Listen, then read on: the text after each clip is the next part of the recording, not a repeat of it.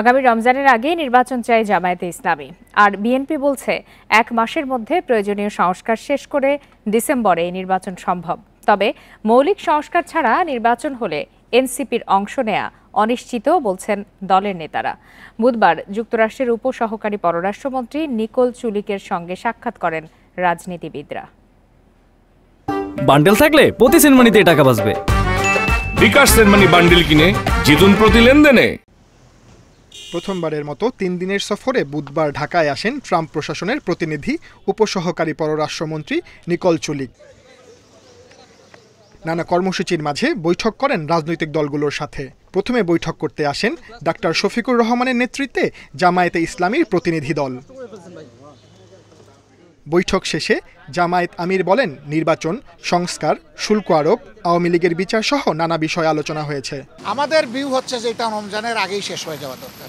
ওই জুন পর্যন্ত অপেক্ষা করলে তখন বর্ষা, ঝড়, ঝাপটা, বিভিন্ন ধরনের প্রাকৃতিক দুর্যোগ আসবে, তখন আবার ইলেকশনটা অনিশ্চিত হয়ে যাওয়ার আশঙ্কা দেখা দিবে। আমরা এই জন্য চাচ্ছি ওই আশঙ্কার আগেই, রমজানের আগে যাতে এটা হয়ে যায়। এরপর বৈঠক করেন জাতীয় নাগরিক পার্টির প্রতিনিধি দল।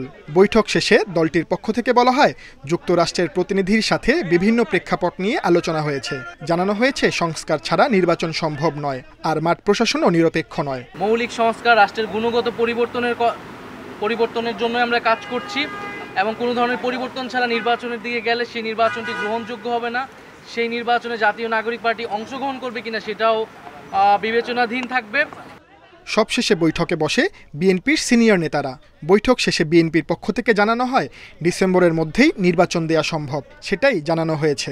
সংস্কারের ব্যাপারে বলাই হয়েছে, ঐক্যমত যেগুলো তো হবে এগুলো সংস্কার হবে, বাকিগুলো হবে প্রত্যেকটি রাজনৈতিক দল জনগণের কাছে নিয়ে যাবে আগামী নির্বাচনে ম্যান্ডেট নিয়ে।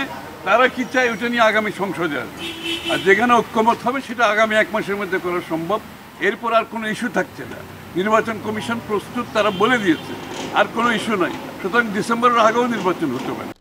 যুক্তরাষ্ট্রের প্রতিনিধি দলের এই সফরে মূলত বাংলাদেশের সংস্কার ও গণতান্ত্রিক উত্তরণ, ট্রাম্পের বর্ধিত শুল্ক আরোপ, রোহিঙ্গা সংকটে সহায়তা, মিয়ানমারের পরিস্থিতি সহ নানা বিষয় আলোচনা হবে।